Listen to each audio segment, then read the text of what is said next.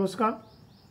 आज हम एक ऐसी फसल की बात करने वाले हैं जिसका हमारे भोजन में बहुत महत्वपूर्ण स्थान है और वो फसल है धान की।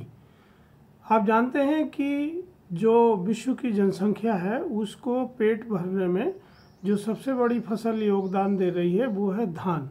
चावल की खेती या धान की खेती कब से हमारी पृथ्वी पर हो रही है इसका कोई ज्ञात इतिहास तो नहीं है, पर मध्य प्रदेश में डायनासोर के कुछ अंडे मिले और कुछ अवशेष मिले और उन अवशेषों में वो डायनासोर की जो लीद थी उसमें चावल के अंश प्राप्त हुए। तो इससे ये पता होता है कि जो चावल की प्रजाति है, जो वनस्पति है, वो पृथ्वी के प्रारंभ से जब वनस्पतियाँ शुरू हुई तभी से विकसित हुई और इसीलिए आज भी वो हमारे खाद्यान्न का बहुत महत्वपूर्ण हिस्सा बनी हुई है। अगर हम अपने देश की बात करें तो भारत में लगभग 43 बिलियन हेक्टेयर भूमि में चावल की खेती होती है और हर साल हम लगभग 125 मिलियन मैट्रिक टन चावल का उत्पादन करते हैं, जो हमारे कुल खाद्यान्न का 43% से अधिक हिस्सा होता है। जब हम इतनी बड़ी पैमाने पर चावल की खेती करते हैं तो इसके प्रकृति पर प्रभाव भी पड़ते हैं। जैसे हम जानते हैं कि जब जब हम कोई भी गतिविधि करते हैं तो उसका असर अच्छा या बुरा प्रकृति के ऊपर पड़ता है। तो जब हम चावल की खेती करते हैं तो इससे हमारे खेतों से ग्रीन हाउस गैसेस जो हैं उनका रिसाव होता है और वो बड़ी मात्रा में वातावरण में चली जाती हैं। इनमें जो मुख्य रूप से है वो दो गैसें हैं जिनको हम जो जानते हैं वो है मीथेन। मीथेन गैस जो है वो कार्बन ऑक्साइड से भी ताकतवर गैस है जो वातावरण को प्रभावित करती है। तो मुख्य रूप से मीथेन छोड़ती है जो शक्तिशाली गैस है। चावल की खेती में 3.33 मिलियन टन CH4 का उत्सर्जन होता है और 2021-22 में जो चावल की खेती हमारे देश में हुई उससे जो कुल खेती से उत्सर्जन होता है उसका सबसे बड़ा हिस्सा चावल की खेती से ही हमने पर्यावरण में छोड़ा है। तो क्योंकि हम न केवल अपने लिए चावल उत्पन्न करते हैं बल्कि हम विश्व के सबसे बड़े निर्यातक देश भी हैं, जो दूसरे देशों की खाद्यान्न पूर्ति को चावल हम सप्लाई करते हैं। सामान्यतः आप जानते हैं कि चावल की खेती करने का एक परंपरागत तरीका है और वो तरीका ये है कि हम पहले धान की रुपाई करने के लिए रोपा तैयार करते हैं और जब रोपा तैयार होता है तो धान के खेत में हम पानी भरते हैं और उस पानी को भर के हम ज़मीन को मचाते हैं। इस मचाने की प्रक्रिया में क्या होता है कि धान के खेत में जो जीवाणु होते हैं वो मर जाते हैं और जितने भी बैक्टीरिया हैं और नेमाटोड हैं और फंगी है, फंगस वगैरह, ये सब नष्ट हो जाती है। और हम पानी क्यों भरते हैं और मचाते क्यों हैं? क्योंकि पानी भर जाने से सूर्य की रोशनी सीधे पृथ्वी तक नहीं पहुंच पाती है और पानी भरा होने से ऑक्सीजन भी नहीं मिल पाती है, जिससे खरपतवार पैदा नहीं होती है। अब इस प्रक्रिया से क्या होता है कि जैसे मैंने आपसे कहा कि कार्बन डाइऑक्साइड और ख़ासतौर से मीथेन बड़ी मात्रा में CH4 निकलती है और इससे पर्यावरण पर बहुत अधिक प्रभाव पड़ रहा है। अगर हम दुनिया की बात करें तो दुनिया का लगभग 30% मीथेन इसी प्रक्रिया से हम एटमॉस्फेयर में डाल रहे हैं हर साल।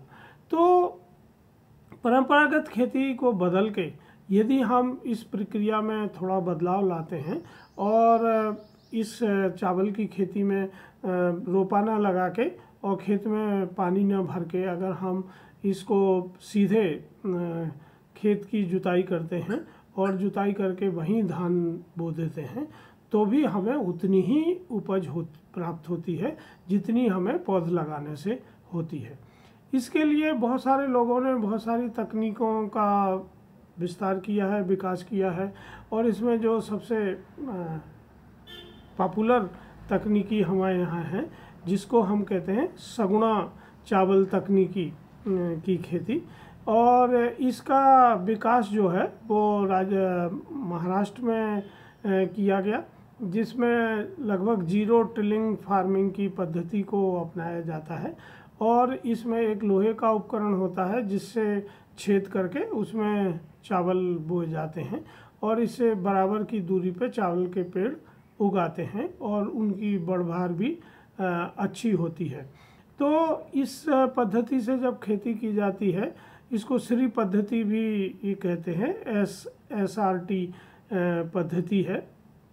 और इस पद्धति से बहुत तेज़ी से जो धान की फसल है वो उगाती है और उसकी उत्पादन भी अच्छा होता है। और चूँकि खेत में पानी नहीं मचाते हैं, भरते नहीं हैं, उसको बहुत गहरा जोतते नहीं हैं, तो पर्यावरण भी मिट्टी का सुरक्षित रहता है और मिट्टी में जो मीथेन और कार्बन डाइऑक्साइड और दूसरी गैसें हैं वो वहीं बनी रहती हैं। इसका विकास जो किया है वो चंद्रशेखर H भदसावले ने किया है और कई सालों से वो इसका प्रचार प्रसार कर रहे हैं।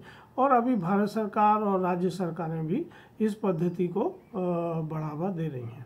तो मेरा ऐसा मानना है कि धान के क्षेत्र में जो FPO काम कर रहे हैं, अगर वो अपने सदस्यों को इस ओर ले जाएं तो और इस पद्धति को अपना के अगर वो खेती करते हैं, धान की खेती करते हैं, तो इससे हम पानी में 50% की बचत लाते हैं। इसमें जो श्रम शक्ति लगती है उसमें 50% की बचत होती है और उत्पादन लागत भी हमारी 40% बच जाती है। इस तरीके से अगर हम अपने किसानों की लागत को कम कर सकते हैं, दूसरी तरफ हम इसमें अतिरिक्त आय भी कमा सकते हैं। अगर हम अपने खेतों को कार्बन फार्मिंग के लिए रजिस्टर कराते हैं और किसी ऐसी एजेंसी के साथ पहले से ही काम करते हैं जो कार्बन फार्मिंग के लिए रजिस्ट्रेशन और ट्रेडिंग का काम करती है, तो हम इसमें कार्बन क्रेडिट भी ले सकते हैं। अभी बहुत सारी प्राइवेट कंपनियां हैं, स्टार्टअप हैं, जिनने कार्बन ट्रेडिंग के ऊपर काम शुरू किया है, तो आप उनकी मदद भी इस काम में ले सकते हैं। क्योंकि विश्व का बाज़ार जो है वो बहुत तेज़ी से बढ़ रहा है। कार्बन क्रेडिट का जो बाज़ार है वो बहुत तेज़ी से विकसित हो रहा है और अभी जो कार्बन का मूल्य है वो भी $10 से अधिक ही है और इसमें 30% प्रति साल में वृद्धि हो रही है और ये कुछ 2 अरब 40 लाख अमेरिकी डॉलर से ऊपर का व्यवसाय होने की उम्मीद है। तो फार्मर प्रोड्यूसर ऑर्गेनाइजेशन हमेशा ये बात पूछते रहते हैं कि ऐसी कौन सी तकनीकी हो सकती है और बाज़ार में ऐसे कौन से अवसर हैं जहां हम अपने फार्मर प्रोड्यूसर ऑर्गेनाइजेशन के सदस्यों की आय को बढ़ा सकते हैं।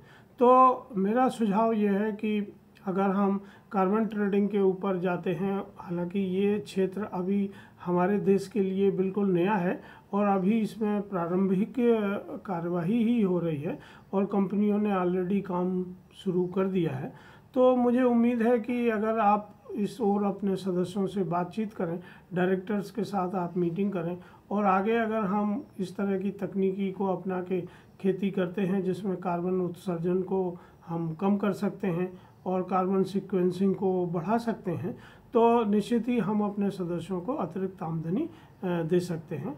अगर आप इसके संबंध में और अधिक जानकारी चाहते हैं तो आप ई फसल से संपर्क कर सकते हैं। धन्यवाद, नमस्कार।